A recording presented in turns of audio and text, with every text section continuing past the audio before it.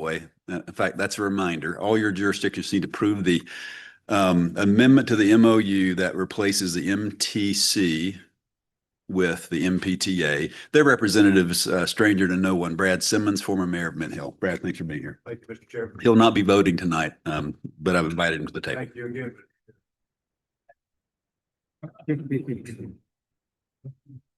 Let's adopt the agenda that's in front of you. May I have a motion? Motion by Mayor Davison, Mr. Knox, and faithful Mr. Becker, town of Wesley Chapel. We have 3 speakers tonight. I'll list your names in order. Just come on up one after the other.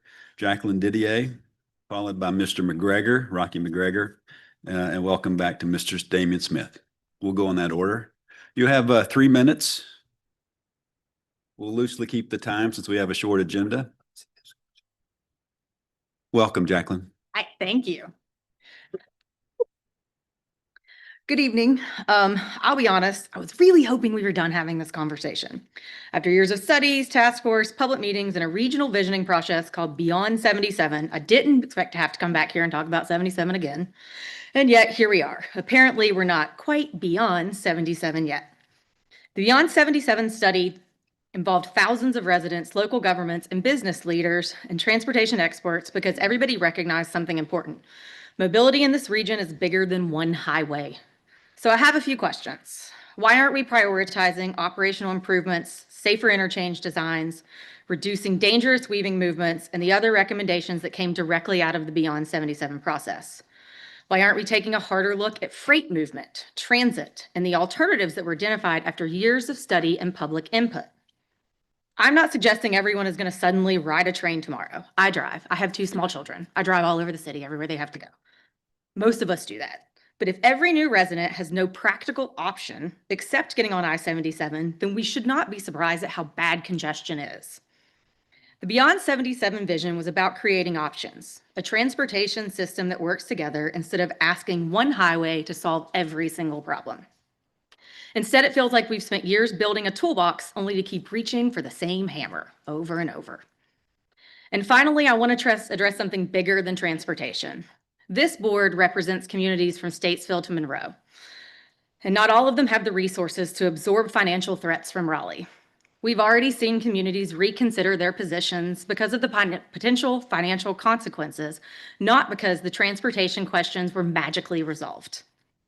That should concern every member of this board. Have other projects been removed from the STIP after local opposition or changing positions? If so, were these communities threatened with the repayment of planning dollars?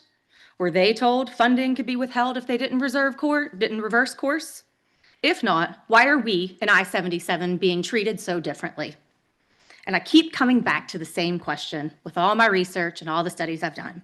What is the purpose of CRTPO? What is the purpose? We ask communities to participate. We ask local governments to vote. We spend years studying alternatives and establishing regional priorities. But if those decisions can be overridden through financial pressure when the outcome isn't the preferred one, then what exactly are we doing here? What are we doing here? Because if this happens once, when does it ever stop? Today it's 77. Tomorrow it could be another transportation project. The next day it could be another community represented by this board. The point is that local government should be making decisions based on the merits of a project and what's best for their communities, not based on who can withstand the greatest financial pressure. And I would encourage this board to do what it was created to do. Respect the will of the communities you represent and advocate for the projects this region has already identified as priorities. CRTPO adopted Beyond 77. This board shouldn't be waiting for NCDOT to tell us what our options are. This board should be asking NCDOT to fund the projects and recommendations that came out of CRTPO's own adopted plan. Because if we accept this precedent, every community represented by this board should be asking the same question. Will our voice matter the next time that we disagree? Thank you, Ms. Didier. I'll ask you to hold applause if you don't mind so we can get through every speaker and on about our business. Thank you. Mr. McGregor, welcome.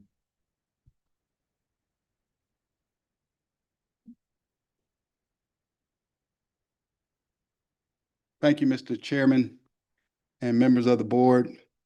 I also want to thank you for your um, willing enablement of listening to the community as we spoke, I think in a very concerted effort to make all aware of how serious this decision is. And I thank my neighbor who spoke before me for the words that she shared. I just want to spend about a minute and a half and just ask you to imagine being at your kitchen table with your family and someone comes over to offer you a service.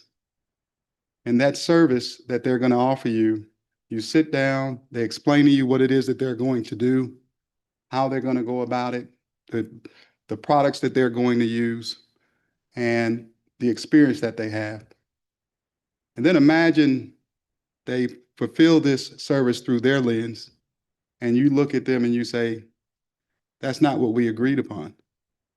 It's not what you told me you were going to do. And you didn't come back and share with me and my family these changes that you've made. How would you feel about that? I think you would feel a little awkward that someone would come into your house and perform that type of service. In doing so, I think you also would be shocked if they said, well, because you will not pay me for these services, I'm going to sue you. I think that our city, counties, towns, all of these representatives here heard something from NCDOT that did a year or so ago that did not align with what they did. And I think it's fair to then go back to them and say, because you didn't do these things that you yourself acknowledge that you didn't, that we should say to them, not that they should be suing us, but we should be suing them. I want to thank you for your time. I want to thank you for your grit, your fortitude, and your willingness to see this through.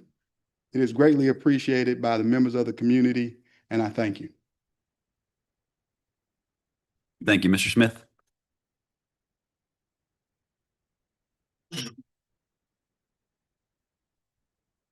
Thank you once again.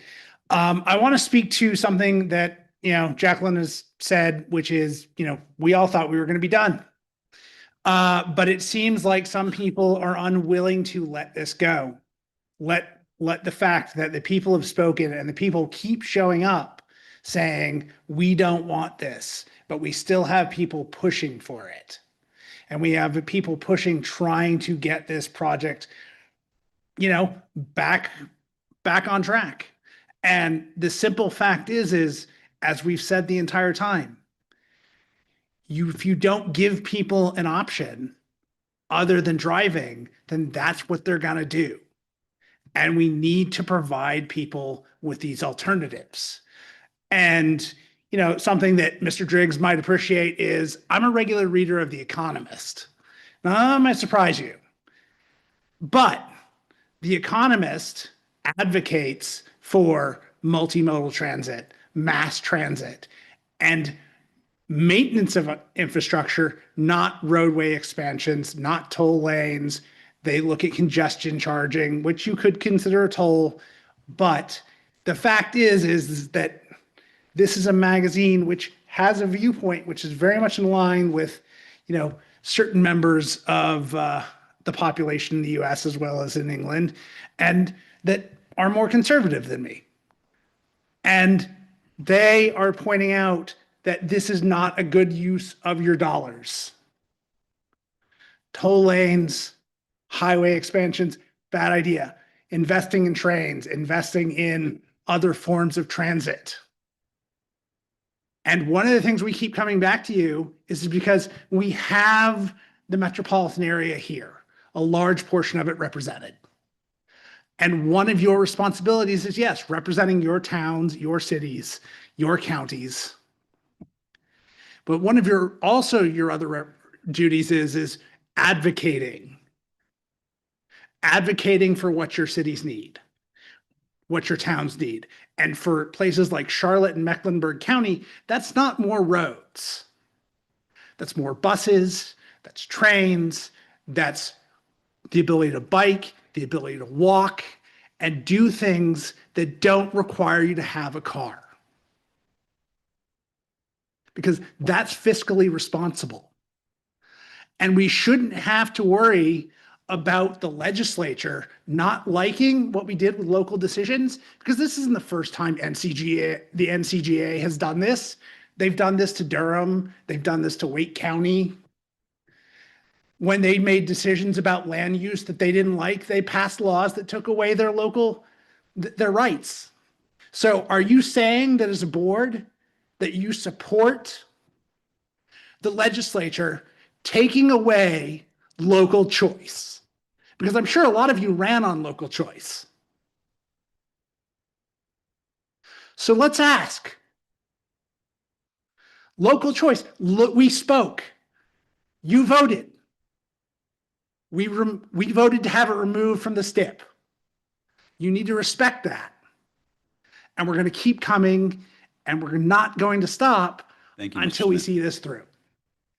Thank you. I appreciate those who showed up to speak. We're moving next to ethics awareness from Mr. Neil Burke, our secretary. Neil? In accordance with the State Government Ethics Act, it is the duty of every board member to avoid conflicts of interest. Does any board member have any known conflict of interest with respect to any of the matters coming before the board today? If so, please identify the conflict and refrain from any participation in the particular matter involved. Hearing none, we'll move to item number 5, consent agenda. We've got 3 items on consent, minutes, and some tip amendments. May I have a motion to approve? So moved. May I have a second? Motion second. All in favor, please say aye. Aye. The opposed? Thank you. Item number 6, we'll invite Travis Johnson to the table. What we're asking tonight is to open a public hearing. We'll take a vote on this. This is the 2028-2037 TIP development process. Welcome, Travis. Hi, everyone. Travis Johnson here with CRTPO. Most of this information in this presentation is going to be repeated from previous presentations, so I'm going to move through this fast to get you through your evening. We're going to go over the action requested. We'll go a brief overview of what we've done so far. We'll talk about the regional impact and division needs projects, remind everyone about local contribution, discuss our public engagement plans and next steps. So the action I'm asking for tonight is to open a public comment period from July 16th to August 14th for regional impact and division needs local input point allocation.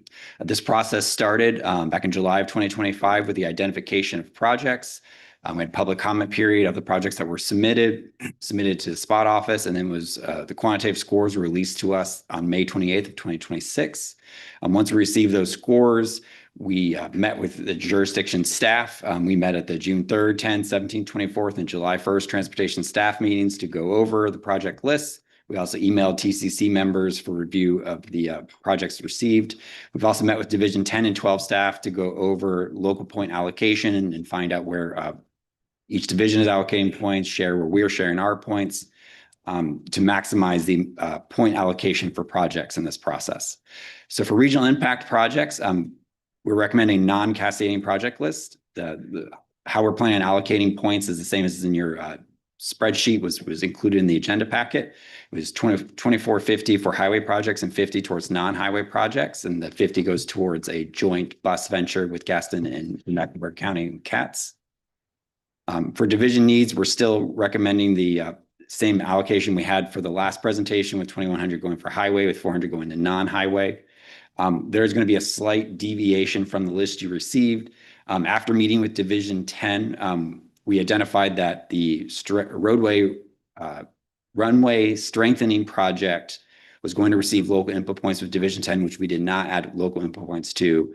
And then there was also an intersection project, Mount Holly, Huntersville Road and Rossell's Ferry Road with Bellhaven Boulevard intersection. This project did not receive originally local input points, but after meeting with CDOT and the division, and again, is an opportunity to maximize the amount of points that projects can receive, we're recommending moving project points from the I-85 Mallard Creek Church Road to the intersection project. And again, that's to align with the division's allocation and to improve the likelihood of that project receiving funding.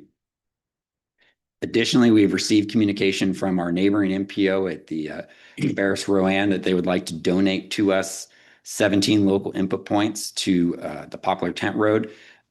Projects that cross into different jurisdictions, you can only add the maximum amount of local input points as the percentage of it in your jurisdiction. So for this project, because it's not completely in our RMPO, we can accept a donation from another MPO so that we can add points to it to maximize its chances of receiving funding. This has happened in previous prioritization cycles, so we plan to accept these local input points to add to this project to submit. For the public engagement, we're going with the joint public engagement time period, which is what we're asking for you to open today. We've shared the list with the member jurisdictions, with the TCC staff. We'll plan on sharing all comments we receive up to date at the August TCC meeting, and then at the transportation staff meeting prior to the board meeting, we'll share any updates that may come in prior to the board meeting, but after the close of the public comment period. Again, typically because we receive so many of our public comment periods or comments early in the comment period, we don't feel there'll be a significant change in what we receive. We're going to do media releases, maps, spreadsheets, social media promotion. We're going to National Night Out. We're coordinating with the jurisdictions to get the word out. So we'll do as much as we can to make sure everyone's aware we're in a comment period and receive public feedback. There's also one final chance to improve a project score, and that is to add a local contribution to a project that's on your list. And again, this only affects the benefit cost score of a project. This isn't a way to buy a project into the prioritization list, but it is a way to improve the score by a few points. Again, work with your staff, identify if there is a project that you would want to consider adding local input points to, and I'm more than willing to meet with any staff who needs to look at what a potential dollar amount would affect a score for that improvement. But again, you're talking more about a few points. It's not going to move a low ranking project all the way to the top. And again, our local input points are going to have the biggest improving factor. So here we're asking to open the public comment period in July. We'll come back in August to confirm the local input point allocations and get the funding commitment letters by August 12th. And then we'll submit our local input points and those commitments to the spot office. And then spot office will calculate the scores. And then we're anticipating in winter of 2027 to see that draft STIP and TIP list. So with that, the action requested is to open the public comment period, and I can answer any questions. Let's get a motion in a second, then we'll answer some questions. May I have a motion to open? Mr. Becker, second. Second. Mr. Driggs. All right. Any questions?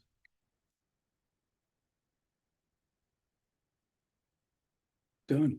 All right. Hearing none, we'll take a vote. All in favor, say aye. Aye. Opposed? No. Thank you. It passes. I'll remind everyone, that's complicated. Each of you, I'll remind you, has a TCC, Technical Coordinating Committee member on your local town staff. If some of that was over your head or too deep in the weeds, if you're new to the board, spend some time during this public comment period to spend some time to understand what some of that was if you didn't catch it all. It's complicated, admittedly. Thank you. Ms. Stafford will give us an update on discretionary grants program. Thank you, Jennifer. Welcome. Thank you.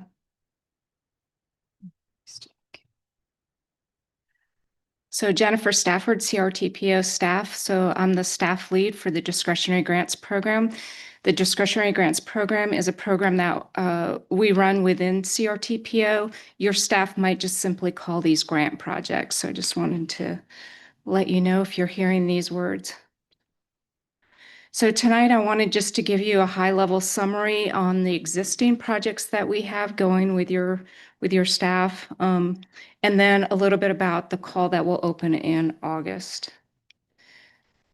So currently we have 121 projects, 60 are in highway and intersections, 47 bike ped, 3 transit, 5 air quality, and 6 planning studies.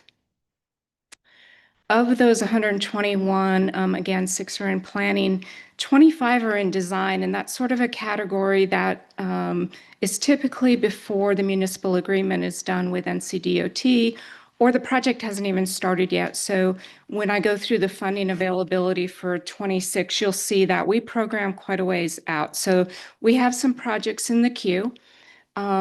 It helps to have them in there for a number of reasons. It helps NCDOT financially just prepare for them. It helps the town prepare for them in the local match and the budget. So it's nice to do that. We have 29 in engineering, 35 in right-of-way utilities, and 26 under construction. So the funding for the call, there might be a couple new faces in here. Each year we have a call for projects. Each year we try to open it in the mid-August and we close at the end of October. This year, we have about 52.3 million, 52.4 million. The majority of the funds are the surface transportation block grant, direct attributable, and those are our most flexible funds. So those work really well for bike ped, highway, even some air quality can go in there. We have a little bit of the transportation alternative program funding, just 390. So you can see we do not have any funding programmed for 27 and 28, though I say every year that when we receive applications in, if there's some PE work that can get started right away, I work with NCDOT. They're very helpful on getting some design work going. So we try to get those out of design into engineering as fast as we can. It just takes a little bit of time, but I don't want you to look at this and say you can't start any projects until FY 29 or even 30. So we'll do our best. We always ask staff to put in the desired date, and then we try our best to accommodate. So again, about 52.3 million. Of this in our policy, 80% goes to about 80% target roadway projects and the rest for bike ped. That is just a target. We score the projects. It's very data driven. You have the scores, you have the funding, and you can just see where that line is. And we do fund total projects. So we're not going to fund partial projects. And so if there's some left over, we'll bring it down to the next category. So you'll get to see all that, how that's done. Every year, I like to share what the local match is. And so, as I was saying, this is very data-driven. The local match is one thing that you can help get more points on. So the minimum points, excuse me, for highway or bike ped is 20%, and that's a 0 point. So anything above 20% on both categories, you will start gaining more points. And last year, highway projects had 41%. The year before that, they were all 50% or higher, except for one project. That is sort of not common. So the 41 you'll see again in 2023. The bike ped, I think if I even went back a little bit further, is probably averaging more about 34%, but last year was about 32.5. You will remember last year we had about 50 million as well. We typically have about 30 million each year. And some of it just depends on, like, for example, we had IIJA, which gave us a little bit more. Last year, we didn't program all the funds, and so we're carrying that balance over. So that's why we have another high year of 53. I think it's going to be very competitive this year. So I wanted to share that with you. All this information is also shared with your staff. I attend our transportation staff meetings and I go over all this information. I gave basically the same presentation to TCC. So your staff is aware I do a workshop with them, how to apply for funds. And then I send out direct emails to the TCC email group. So I think everybody's pretty included. I haven't, in all the years I've done it, I haven't had somebody come at the last minute saying they didn't know about it. So that's the good news there. So again, the call opens every year mid-August, and it closes the end of October. We no longer have the Project Oversight Committee. We've sunsetted that. So the work of reviewing the applications, the scores, the funding amounts is all done at a TCC workshop now. And we hold that after the TCC meeting. Everybody is welcome.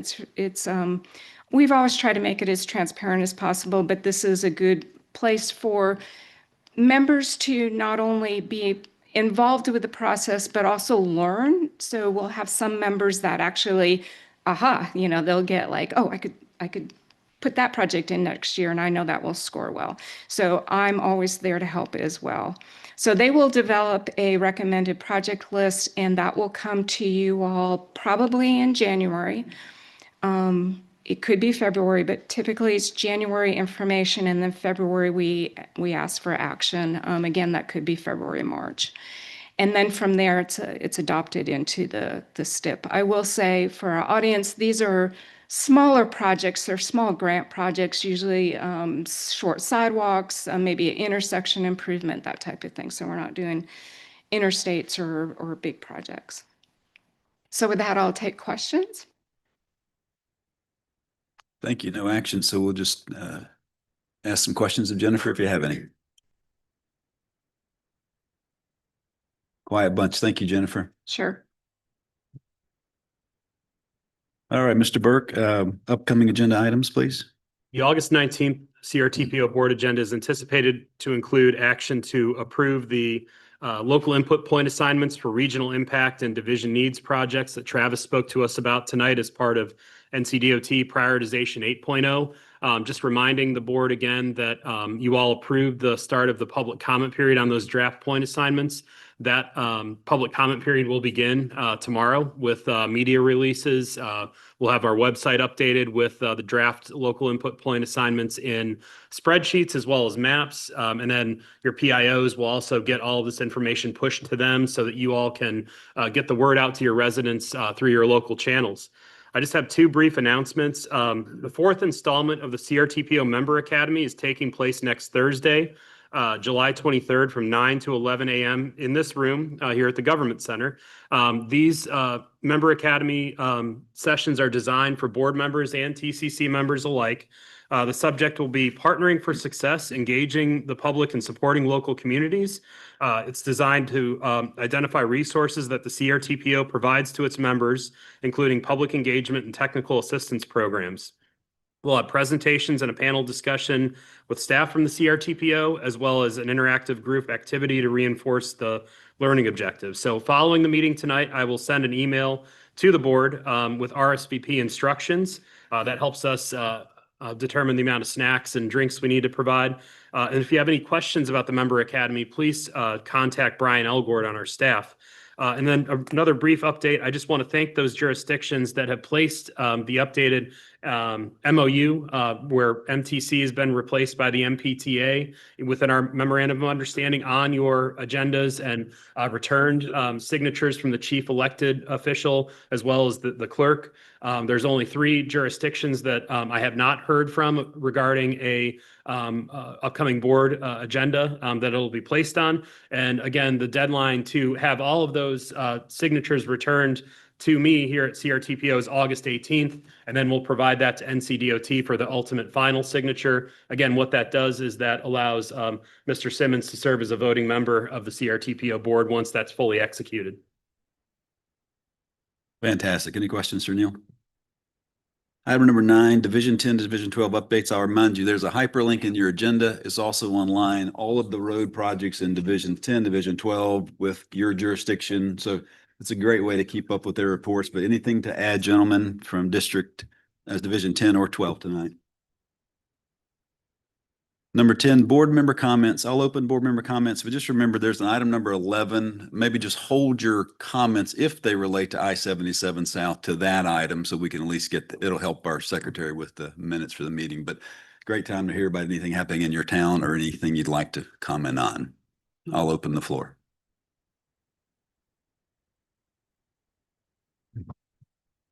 Item number 11. I-77 South Lanes update. Let me just read a summary of what I wrote today. If you'll permit me to read, I'll be better that way. And then we'll open up for comments if you have any. Our last meeting, we stated the I-77 South project would likely be removed by the NC Board of Transportation at their August meeting. We've had some action in Raleigh. No surprise to many of you, but I'll repeat it now for those who may not be aware, or at least put it in the record as accurate, at least to this point. With the recent adoption of the state budget signed by Governor Stein on July the 7th, we have a clearer framework for how their new provisions apply to our state, our MPO statewide, and importantly, how a particular separate provision applies to our board. Let me talk first about the statewide provision, though that will be less impactful to us today. It relates to a unilateral action of an MPO to rescind support for a project that was previously approved or included in the STIP. This will answer some of the questions about how long a timeline before it gets removed from the STIP in the future. It's a 90-day period of time after the Department of Transportation submits a report to several legislative committees. Okay, so that tells us there that our project won't be removed from the STIP until 90 days after that report is filed. That report hasn't been filed, so we know at least there'll be 90 days before I-77 South is removed from the STIP. Statewide, that applies to every jurisdiction in the state. However, a separate provision called out separately, specifically is applicable to our board. We talked about this at the last meeting. It establishes a 90-day period following the approval of the governor of the budget upon the governor's signature, I would imagine. That 90-day period gives CRTPO members, I'll read this, who voted to rescind support for the October 2024 resolution authorizing a P3 funding mechanism for the project may reverse course and vote in favor of reinstating the resolution. Those who do so will not be subject to repayment provisions of the legislation. I've done the math, and based on the date of the governor signing, that seems to be October the 5th. Given that timeline, given light of requests from several of you about this topic, we won't be voting on this in August, but I will put it on the agenda for a September vote prior to the October 5th deadline to give those of you who would like to have it on the agenda, on the agenda. Between now and then, what should you do? I would encourage each of you to take the time to study the issue, go back and talk to your boards. We had a vote earlier this summer that I encouraged us to wait till you had some direction from your board. I understand why that vote was taken. We respect it, of course. However, this would be the time between now and September meeting to consult with your board, come with a vote that night. We will be voting on reestablishing support for the 2024 MOU. August will not be a voting night on this issue. All right, that's my comments. I'll open it up to comments or questions on this. Chair, Mr. Knox, you're recognized. in light of the fact that we're going to be in light of the fact that we're going to be calling for a vote in September, I would like to see on the agenda potentially for August, an update from particularly the city of Charlotte, since they carry the largest number of weighted votes on if their position has been altered or changed, if they have visited this with the Board of Commissioners with the city and where they stand now, because in light of the weighted vote, I think that's determinant on a lot of things. Fair enough. Thank you, Mr. Knox. Others? Mayor Murray from Town of Waxhaw. Mr. Chair and Board, question. So in 24, we approved a P3 funding mechanism. That's what CRTPO approved, a funding mechanism. Since that has been rescinded, is there any work being done to come up with other funding mechanisms at this point beyond the 600 million that the state is looking at giving for this $3 billion project? Are we actively looking, or are there other alternatives for funding this project beyond the P3? Yeah, Mayor Murray, I don't know of any. Thank you. Mr. Osborne. Chairman and Board, in the June 15th Cornelius Town Board meeting, our board voted in support of the I-77 P3 moving forward in the South. So we thank you for putting a vote back on the agenda in September to afford us the opportunity to state this position. Thank you, Mr. Osborne. Others? Yeah, I mean, I'm not Lee Altman, as you can tell. Griffin, yeah, thank you. Certainly not the alternate Mark Jarrell, but I'm here and was directed to make sure that Mecklenburg County's statement is clear, that our original vote was no, and it remains the same at this point until such time there's additional information that would cause that board to change. So certainly we'll bring that back to the board, and what your information is tonight is that this will come back on the agenda in September for a vote. Is that correct? Yes, sir. I'll share that with our colleagues. We will have a meeting in August. They certainly can read the tea leaves, but the position of the board at that time was no. And I just will go just a step further. They're dangerous when they send me to sit at the table in terms of what I might say. But I went back, I just joined the county commission in 22, December of 22, and in 24, we had an original vote before this was controversial. And Mecklenburg County Board of County Commissioners voted no in early of 24, not to go down this road. So it became controversial, I guess, some short time ago. And the official vote from the county has not changed since 2024. Thank you, Mr. Griffin. Mr. Driggs? I'll just say I don't have anything new to report from Charlotte right now. There are some conversations going on about whether there could be a path forward that's acceptable to opponents and to the people we've engaged with. But Charlotte's position currently remains unchanged. And Mayor Knox, I'm very happy to provide an update in August to give you an idea of where we stand then. Other comments? Thank you. I'll entertain, Mayor Egdon, sorry. I didn't really intend to speak tonight, but I will report that Matthew's position has also not changed. We remain a no. Stay at 7, 23 instead of 16. Any other comments? All right, before we adjourn, the secretary just reminded me that our regular scheduled meeting in September has been moved earlier in the year to September the 24th. 23rd. I was unaware of that until just now. So we'll take a look at that on September 23rd, and we'll update you if there's a change to that. Okay. Great. I'll entertain a motion to adjourn. May I have a second? Second. All in favor? Thank you all for being here. Good night.